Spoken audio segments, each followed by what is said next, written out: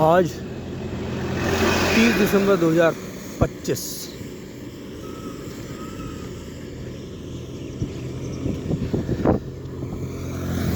बड़ा ही मनोरम है दृश्य।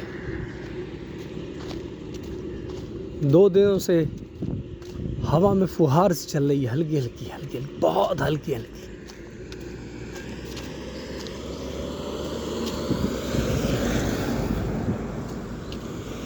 और मैं पहुंचूंगा करीब 10 किलोमीटर बाद कोशी नदी बैराज। यहाँ सप्तकोशी है, अर्थात 7 नदियाँ एक साथ मिलकर आकर कोशी नदी में मिलती होंगी, इसलिए उसका नाम सप्तकोशी है। सबसे बढ़िया बात यह है नेपाल में कि जितने भी साइन बोर्ड हैं या जो भी गाड़ियों के नंबर हैं, सब अपनी भाषा में लिखे हैं। जिन्होंने हिंदी पढ़ी है, हिंदी की गिनती देखी है, वो देख के जान जाएंगे तुरंत। और जैसे कहीं पे लिखा पसल, तो उसका अर्थ है पटल, यानी कि औषधि पसल, ये दवा खाना या कह सकते हैं हम लोग दवाई का घर या औषधि पटल, जहाँ पर आपको औषधि मिल सकती है।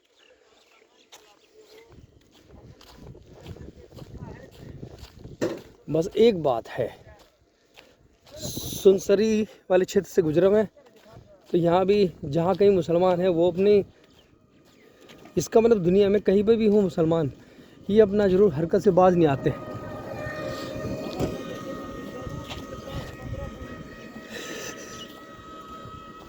पूछेंगे जरूर, छेड़छाड़ करेंगे जरूर, इनकी आदत होती विशेष। इनका अपना कोई स्थान तो होता नहीं है, और सारे हिंदुओं के ही स्थानों पे ही पलते बढ़ते हैं। जितने टायर पंचर वाले हैं, वेल्डिंग वाले हैं, यहाँ भी वही काम कर रहे हैं।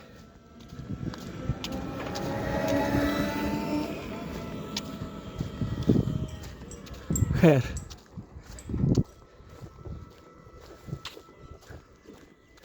हल्की हल्की फुहार अभी भी चल रही है।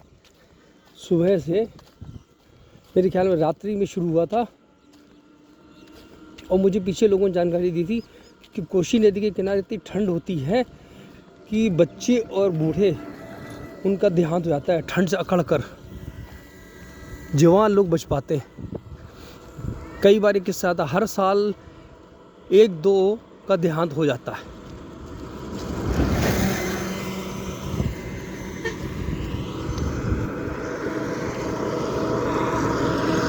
और नेपाल में कहीं पर भी नहीं लगा। लोगों ने कहा हो कि वहाँ के मुसलमानों की बस्ती है, डर लगता है, ये है वो है। जैसे कि मैंने झारखंड देखा, फिर बिहार में देखा, फिर बंगाल में देखा, उसके बाद फिर आसाम में देखा कि लोग मुझे मिल रहे हैं, नौजवान कुछ चेतावनी दे रहे हैं, जैसे कि अगर मुसलमान की बस्ती है,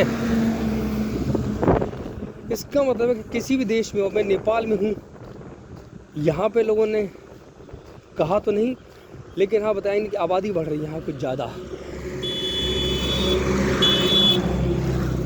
जय भवानी।